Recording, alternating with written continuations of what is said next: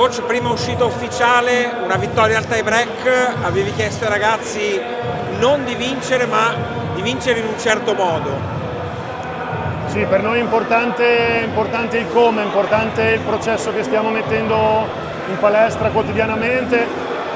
Come ho detto con i ragazzi, questa è una squadra che ha talento indubbiamente, ha entusiasmo, tutto questo va ben organizzato, in questo momento secondo me abbiamo un grande margine enorme a livello di attenzione, a livello di organizzazione di gioco.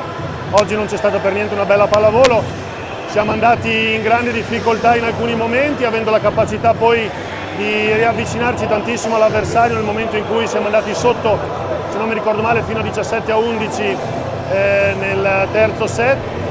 Questo ci deve insegnare tante cose, ci deve insegnare che il livello di attenzione deve essere sempre massimo, perché se vogliamo ambire a certi risultati quello che è importante è riuscire a mettere in campo sempre le cose che sappiamo fare, e oggi per lunghi tratti questa cosa non l'abbiamo fatta.